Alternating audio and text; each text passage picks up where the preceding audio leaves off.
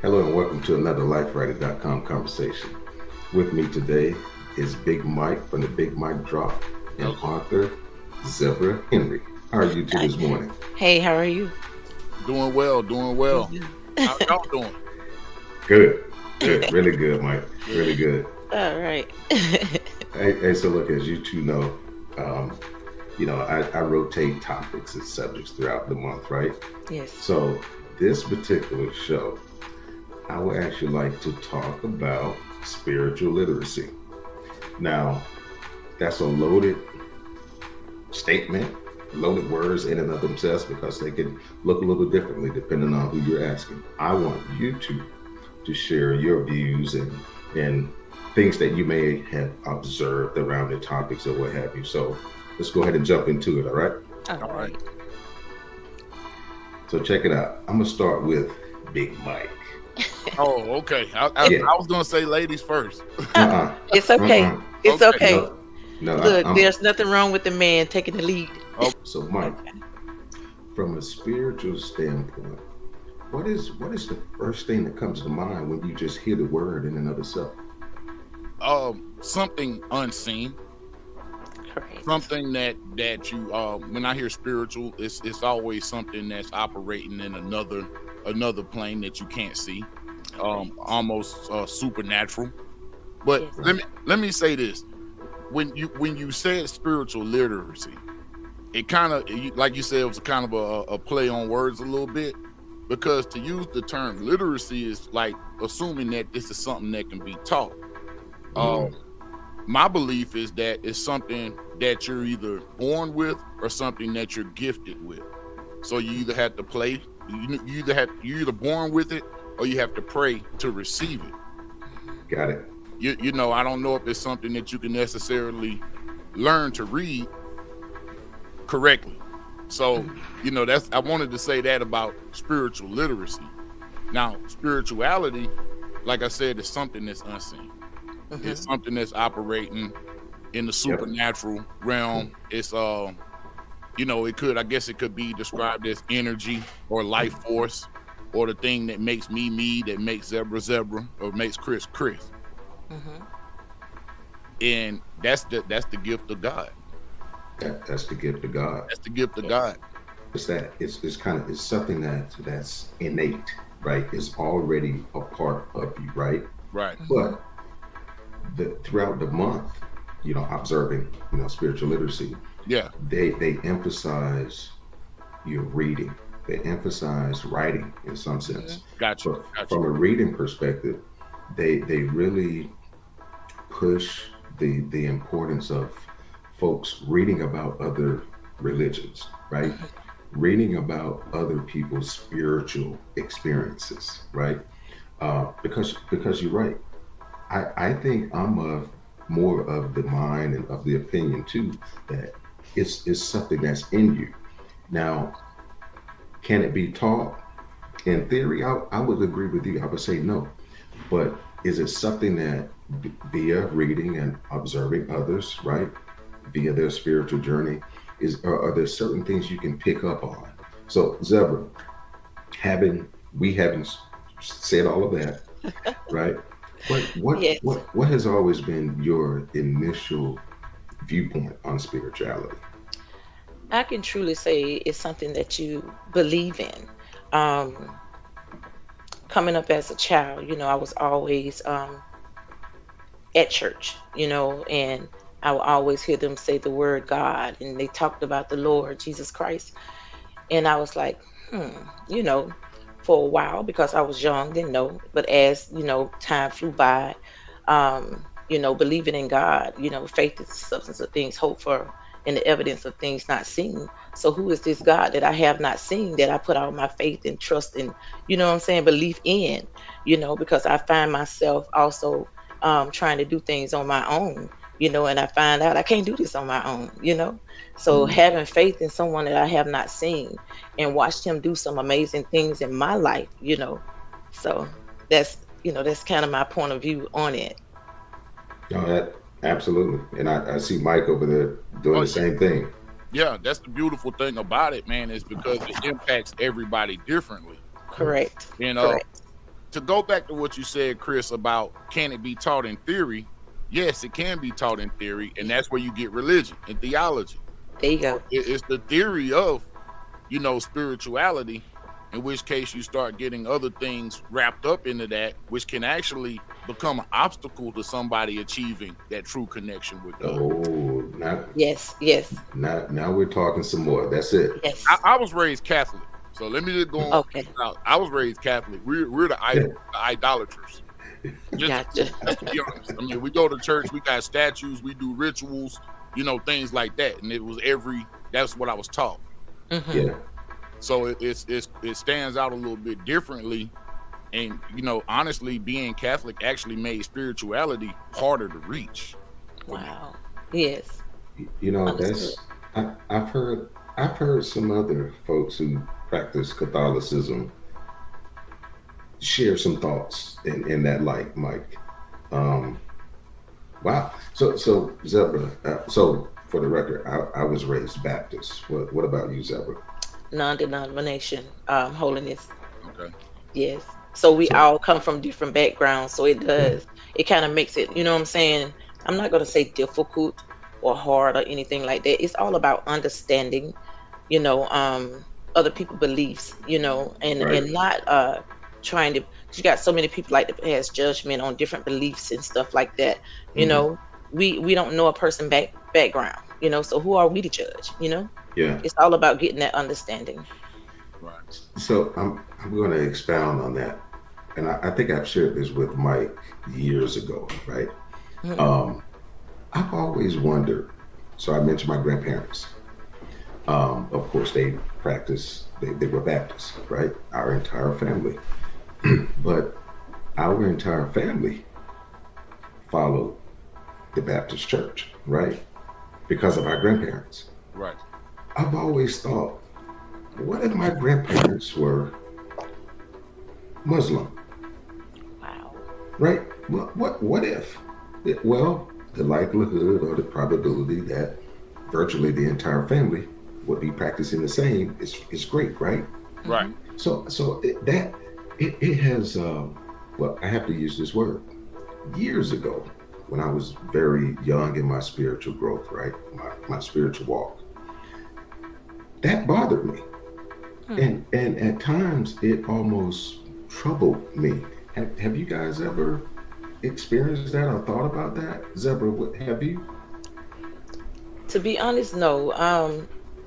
I can say at some point in my life, I started looking at people as the same, until I started Mm, experiencing different situations, you know what I'm saying? And even when they talk about the Baptists, I always thought, you know, uh, if I went to a Baptist church, I wouldn't catch the Holy Spirit, or you know what I'm saying? Or if I went to the Catholic church, I was just going to be sitting there not being able to move. So mm, it's all about life, different life experiences and stuff like that. mm. Let me interject this real quick. I mean, we're having a peaceful conversation about religion and our different beliefs, but Mm. Right. think about the world in itself and how the conversations that the world is having about religion. And Correct. then you start looking at the wars and whatnot, and it's good us three from three different belief systems can sit down and have a mature conversation about Conversation. it. But think about this, what we're talking about, the theories and the dogmas and the idols and everything else, the relics that's being thrown into this, makes it Yes. hard for people that are supposed to be Christians to talk. There Now, you at go. the end of the day, if you That's it. believe in Jesus, if you believe in God, I'm not even going to go as far as to say you have to be a Trinitarian. That's right. But that's a shout there. You see what I'm saying? I'm just going to say, if you believe in Jesus and you believe in God, what else do we have to talk about besides our service to God? Absolutely. A- Absolutely. That's a shout Absolutely. there. Absolutely. You know, And just Mike, go ahead. I talk to folks all the time who they start and stop here. They're Yes. like, as long as you believe in a higher power, God, God. right? The all knowing, the all seeing, omnipotent, it just Yes. all of that, right? Almighty. Yes. They're like, again, in practice, everything should flow down by you, Absolutely. or in a way that you're looking at Mike as my brother, Zebra as my sister, Correct. this white guy as my brother, this white woman as my. I mean, if you truly and wholeheartedly believe in God, if you truly and wholeheartedly, allow Him, like you were saying, Zebra, you allow Him to lead you, right? Yes. Right? You Yes. you And don't you just for don't everything. you Yeah. And don't you everything don't I do. question it No, because if in I take it everything. and do it on my own, I will fail. You know what I'm saying? That's just like coming up with a business name. You seek God about it, because Mm, you got to look at the fact of, okay, some people names, may touch someone. Some people may names may not touch someone. You Right. know, I just look at the fact of when God allowed me and my brother to come up with the name, one band, one sound. You mm, know, of our company, like one band, one sound, that's working together as a team, working together as a whole. Some people, they don't look at it like that. You know what I'm saying? Regardless of whether or not you're white, Japanese, whatever, mm. you are my brother and sister, and that's how I view things in life. Some people may not, but that's just my belief. My belief. Absolutely. What say you, Mike? Oh, I'm the one who don't. I don't look at everybody as my brother and sister, and Yeah. that's kind of that's just me. Uh, Yes. I'll say this. I don't know. I'm not gonna call it a blessing or a gift. I just follow my gut. I don't Hmm. necessarily have to. I'll get a feeling like, hey Uh-uh. man, stay or go, fight or Yeah. fight. I get those feelings, and Yeah. I listen to it every time. I believe my soul is in my gut. I believe everybody's soul is in their gut. You feel it from You here. can feel it. You feel it Mm. from here. Yeah. So when God is talking to me and warning me or telling me to go, then let me tell a quick story. Can I just tell a quick story? Now, Please. my wife Amber, she was my prom date, junior and senior year in high school, and we graduated. I went my own way. She went her own way. We went on about life. A couple of years later, 20 years later, Facebook is here, and we start a conversation. So when I met her, saw her face to face for the first time in 20 years, I didn't feel anything in my stomach. Mm. Wow.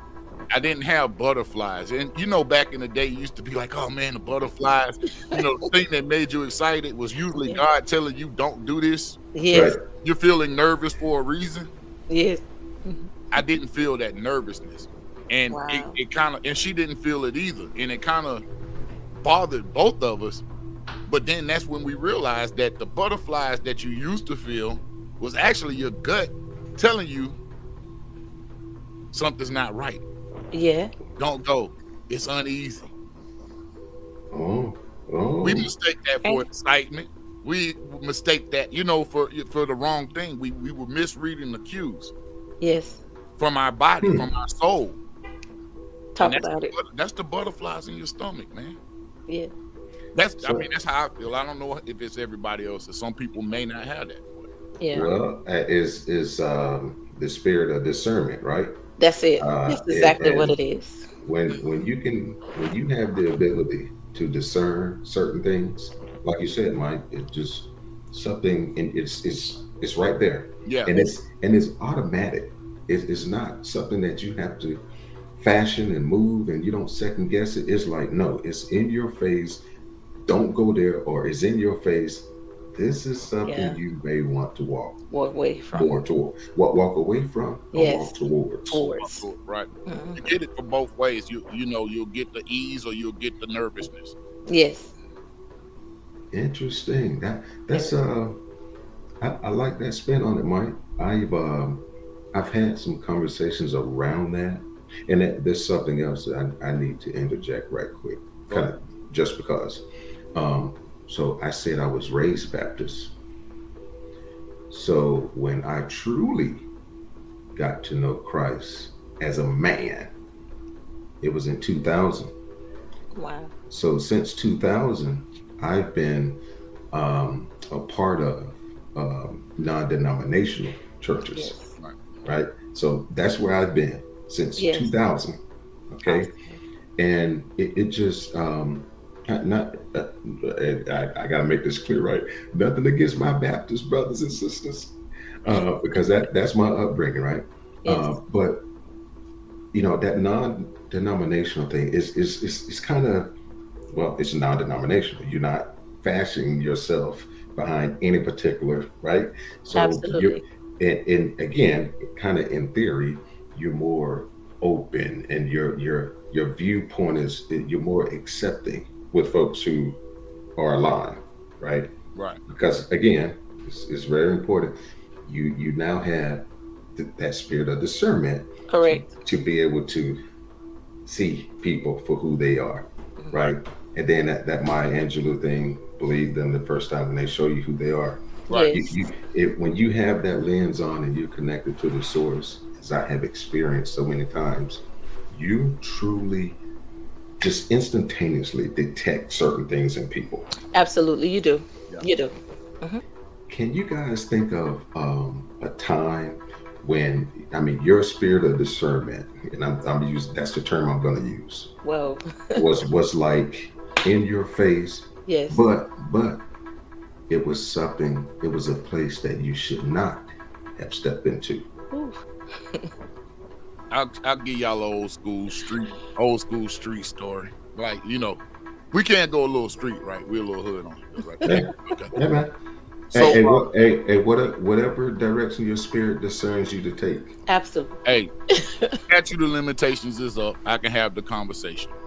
So, back in 2000, when I got out of the military, I got into the streets. You know, and I wound up driving for this guy. Not gonna say his name, but it was a guy that happened to have. He was a dope dealer. Hmm. I was a driver for him. That's all I would do was drive him around every day. And one night he called me to come pick him up, and I just had a bad feeling about the whole thing. But back then I wasn't as in tune to my spirit as I am now. Mm. So I decided, begrudgingly, it was getting to the point anyway where I was having overall bad feelings whenever he would call. Mm. But I wanted out, but it was no way to really get out because these weren't good people. So, and a family member put me on to them. That's what was even more messed up about the situation. It was somebody that I loved and trusted that made that introduction and connected me to these people. Wow. But that's another story. So I felt this sense of obligation to my uncle. He's gone now. I can talk about him. He's gone. Mm-hmm. Mm-hmm. I felt this sense of obligation to my uncle, and I felt like I had to be obligated to this guy because of my uncle. And so I went to pick him up one night.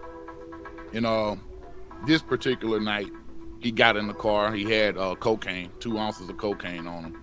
And he had a pistol and a butcher knife on him. And he wanted me to take him to one of the hottest drug areas in the city. So I prayed. That was probably the first time throughout that whole experience. I just said a prayer to myself. I'm like, I don't know what's going to happen, Lord, but please take this out of my life. Take this situation out of my life. Wow. So we pull up at the spot, and he gets out the car. And that was my thing. He would get out the car. I would never go in. I would just wait outside, and he would come out, and we would go on to the next stop.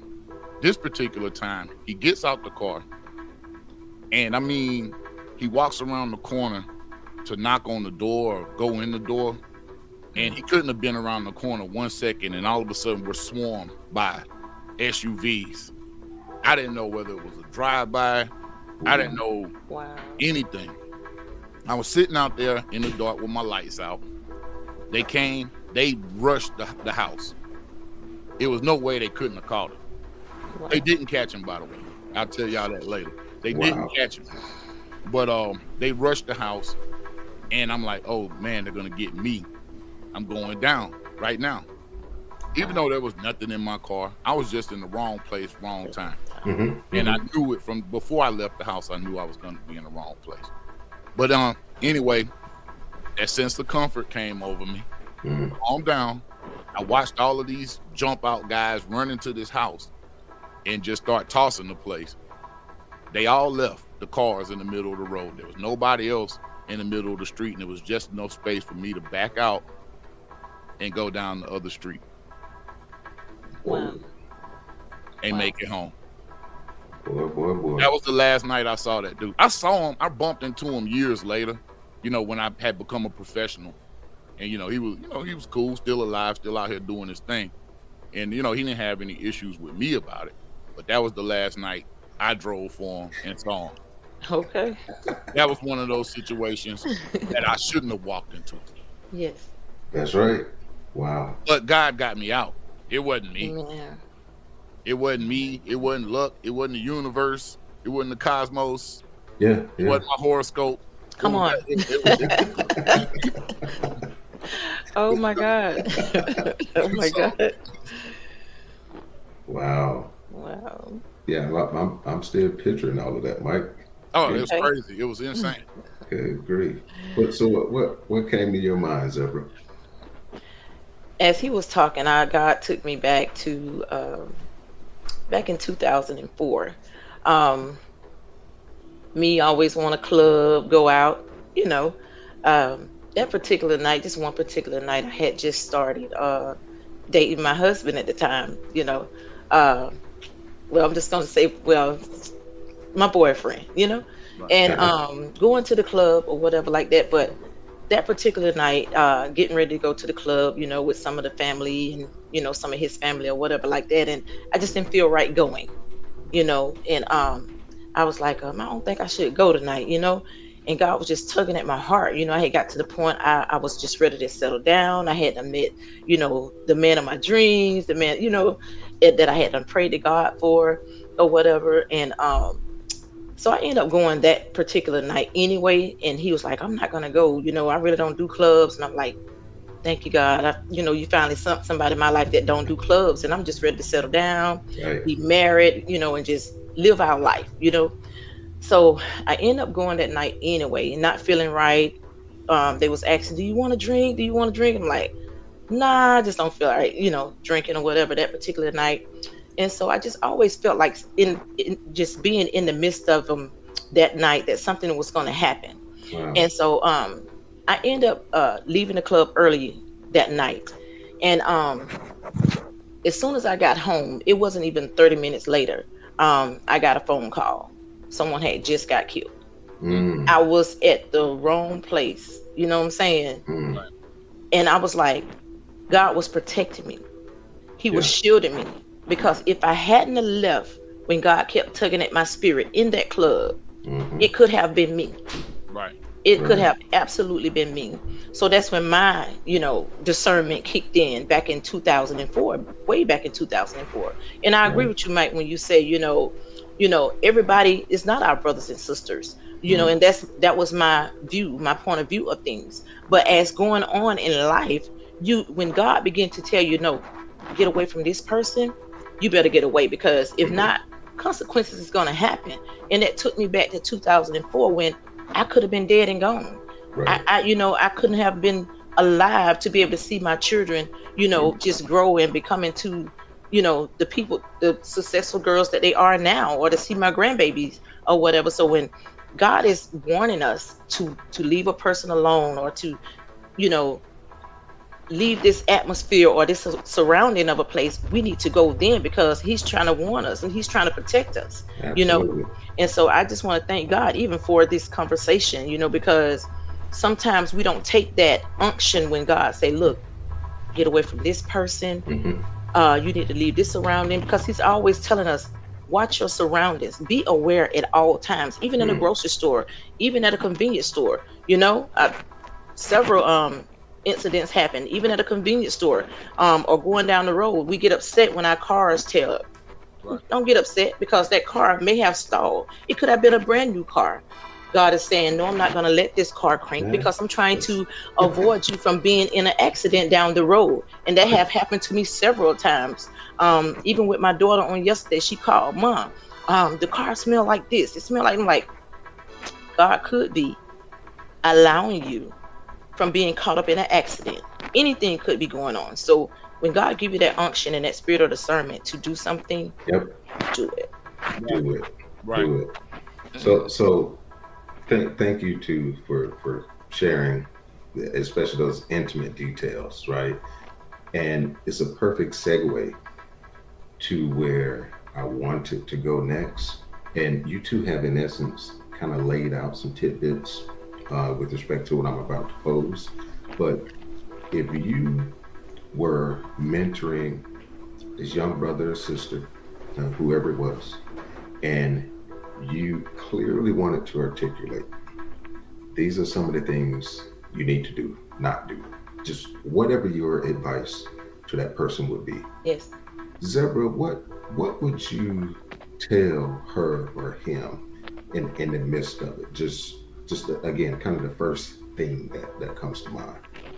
Well, Chris, it's amazing how you brought that topic up because I am a mentor over 16 young adults at this very moment, and I Mhm. have always mentored teenagers. As of now, not to call any names or whatever Okay. like that, but Right. the suicide state, or depression. I have too been there. I always tell people, you know my name, but you don't know my story. Mm. There are so many young people right now, and what I would tell a person as far as uh suicide, is it really worth it? You know what I'm saying? Where do you think you would end up if you end up killing yourself? Mm. So I keep them on a positive note, like mirror ministry.